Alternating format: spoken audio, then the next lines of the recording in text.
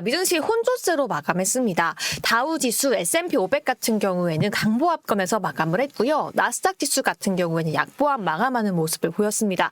하지만 시장에서 이야기하고 있는 게 있죠. 바로 다우지수가 사상 최고치를 기록한 점입니다. 함께 보도록 할게요. 시장의 이슈는 최고가 경신이라는 키워드에 조금 맞춰져 있었습니다. 다우만 4만 선을 뛰어넘은 게 아니고요.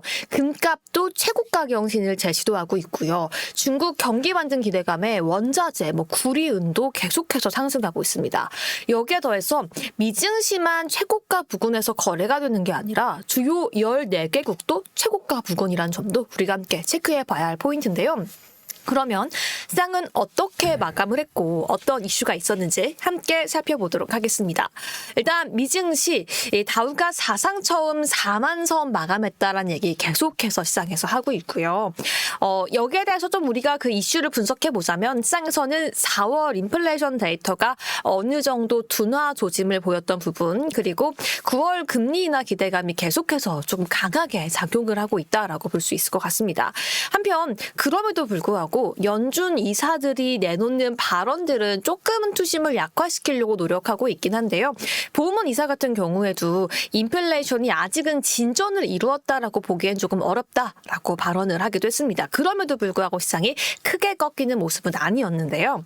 일단 머니맵부터 함께 보도록 하겠습니다. 보시면 전반적으로 어마어마하게 크게 오른 섹터나 종목도 있지 않았고요. 어마어마하게 크게 빠졌던 섹터나 종목도 있지 않았습니다. 전반적으로 혼조 양상을 보이면서 마감을 했다라고 볼 수 있을 것 같은데, 그 안에서도 유독 좀 빨간색이 짙게 낀 섹터가 있죠. 반도체 섹터였습니다.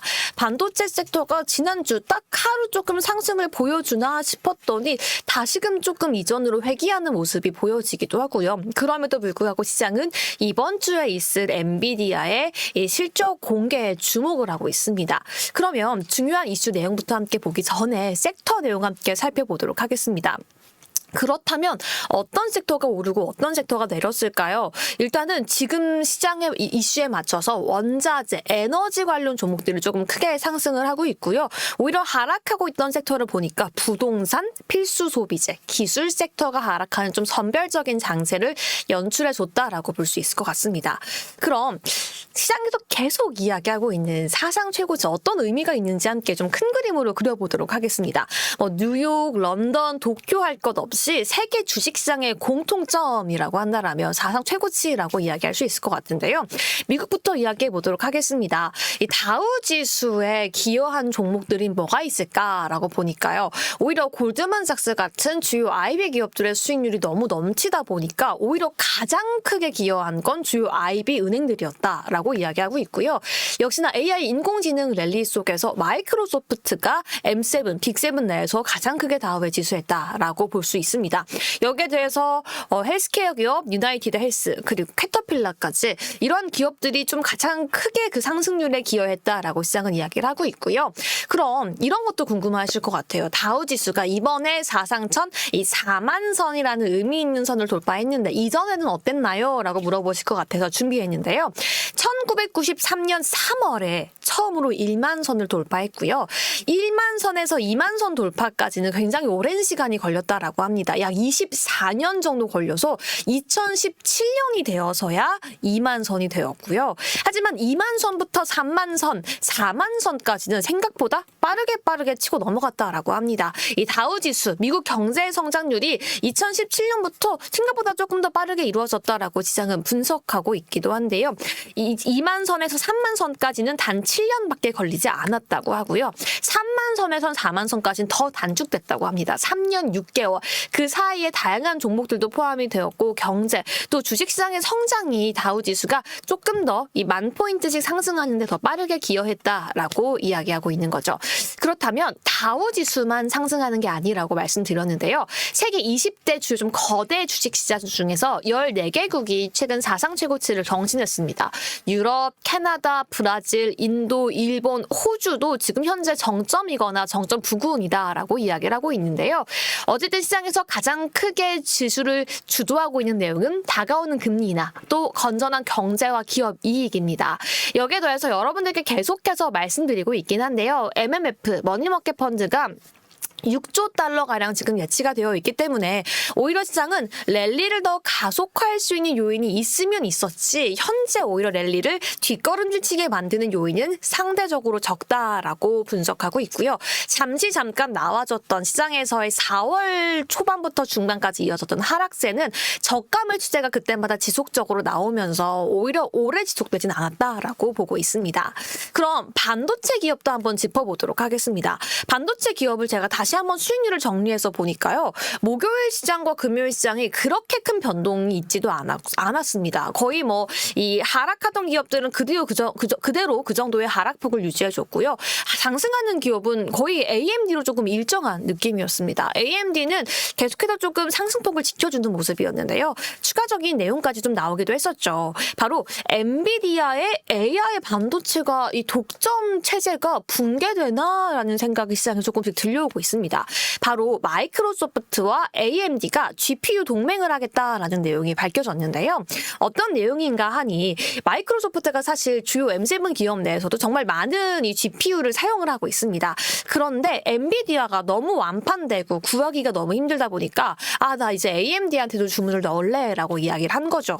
하지만 이게 단순히 이 얘기에서 끝난 게 아니라 시장에서는 완판되고 있다는 내용은 너무 좋긴 하지만 어쨌든 지금까지는 거의 AI 칩에서 80% 가까이의 좀 독점 체제처럼 장악하고 있던 엔비디아에서 슬슬 다른 데에다가 좀 주문을 넣고 있는 현상이 발생되고 있고 그것도 엔비디아의 경쟁사라고 불릴 수 있는 AMD에게 마이크로소프트가 주문을 넣었고 뭐 GPU 동맹이란 단어까지 나오다 보니까 조금 부담스럽게 작용하면서 시장에서는 거의 2% 가까이 하락하는 모습을 보여주기도 했었고요. 그리고 이제 이번 주에 역시 MS의 개발자 회의 빌드가 예정이 되어 있는데요. 자체 개발 AI 칩을 공개하겠다라고 밝히면서 엔비디아는 아직은 실적 발표를 앞두고서 막 상승세를 보여주지는 못하고 있는 모습 보여주고 있습니다. 그럼 M7 기업들은 좀 어떤 흐름을 보여주고 있나 볼까요? M7 흐름 역시 목요일, 금요일 크게 바뀌지 않았습니다. 그 안에서도 상승하는 기업, 뭐 애플, 알파벳, 아마존, 테슬라가 있었지만 애플과 아마존 정도는 거의 뭐 비슷한 느낌으로 크게 올랐다라고 보기도 애매한 상황이었고요. 오히려 테슬라가 1.5% 상승하는 모습을 보여줬죠. 테슬라가 상승했던 좀 이슈라고 봐야 할까요? 테슬라에게 있었던 이슈는 좀 재밌는데요. 바로 중국의 데이터 센터를 구축하면서 자율주행을 학습하겠다라는 내용이 밝혀졌습니다. 이게 무슨 이야기인지 자세하게 들여다보면요. 테슬라가 그동안 중국에서 모아왔던 다양한 데이터들을 이 미국이라던가 다른 데이터 센터로 옮겨서 연구를 하려고 했었는데 그게 굉장히 추진하기가 어려웠습니다. 당연히 중국 내에서 확보한 데이터라서 중국 정부도 막아왔었는데 최근에 테슬라가 중국 정부와 함께 이야기를 하면서 차라리 그 모은 데이터를 중국의 데이터 센터를 세워서 그 안에서 자율주행 학습을 좀 활발하게 하면 어떤가라는 이야기가 확대되었다라고 합니다. 이에 따라서 이 관련된 내용이 조금 더 확대가 된 거고요. 여기에 더해서 테슬라는 계속해서 전기차는 줄이고 IT 분야를 좀 확대해 나가겠다라고 밝히기도 했습니다. 두 번째 이슈도 함께 보면요. 빅쇼트의 거의 주인공격인 마이크 버리가요. M7에서 알파벳과 아마존을 매도했고요. 현물 금투자 ETF를 매수했다라는 점도 굉장히 특이하고요. 여기에 더해서 엔비디아도 여기서 끝날 수 없겠죠. 아마존과 함께 휴머노이드 패권을 협력했다라는 소식이 헤드라인을 장식하기도 했습니다. 이 젠슨 황이 지난번에도 이야기했는데요. 이 AI의 끝은 휴머노이드다라고 이야기하면서 휴머노이드 로봇 개발의 정말 중요성을 강조하기도 했었는데 아마존도 최근에서 배송에 필요한 로봇을 계속 개발하고 있었거든요. 그러한 내용들에 엔비디아가 굉장히 적극적으로 투자하고 있다라는 내용까지 전해지기도 했습니다. 사실 뭐 M7 기업 같은 경우에는 금요일날, 목요일날 큰 변동폭은 없었지만 벌써 이 AI 랠리, AI 붐 속에서 M7의 시총을 합쳤더니 14조가 넘어서 이 GDP 순으로 좀 대입을 해보자면 거의 13조 정도가 되는 독일은 껑충 뛰어넘었고요. 이 중국 GDP를 거의 따라잡을 정도, 세계 3위 수준까지 올라갔다라는 이야기가 전해지기도 했습니다. 이 얘기까지 함께 저희 짚어보도록 할게요. 계속해서 연준 위원들의 발언이 있었고 사실 이번 주에 파월 연준 의장의 발언이 있는 것으로 예정이 되었기 때문에 그간 나왔던 연준 이사들의 발언을 좀 뭉뚱그려서 파월은 뭐라고 발언을 할지 굉장히 궁금했습니다. 하지만 시기적절하게 파월 연준 의장은 또 두 번째로 코로나가 확진되어서 오히려 19일 날 예정되었던 연설에서는 그냥 사전에 녹화했던 영상으로 대체가 될 것이라는 이야기 속에서 새로운 발언은 일어나지 않을 것으로 기대가 좀 예상이 되고 있고, 하지만 그럼에도 불구하고 다음 달 11일, 12일 날 예정되어 있는 FOMC 참가에는 큰 이변이 없을 걸로 예정되어 있습니다. 또 간밤 나왔던 미셸 보우먼 연준 의사는 물가가 둔화되고 있지만 이게 계속 둔화 추세인지 확신할 수 없기 때문에 금리 인상에 대한 우려도 우리는 계속 해야 한다라고 이야기를 하기도 했었죠. 우리는 정말 중요한 게 실적 시즌이 마무리 단계에 가고 있지만 중요한 내용들이 또 발표가 됩니다. 제가 동그라미를 해놨는데요. 줌은 오늘 밤에 발표가 될 거고요. 엔비디아와 타겟 같은 날에 발표가 되기 때문에 5월 20일 수요일 실적 발표에 함께 주목해 보시면 좋을 것 같습니다. 그럼 오늘의 리포트 여기서 마무리해 보도록 할게요.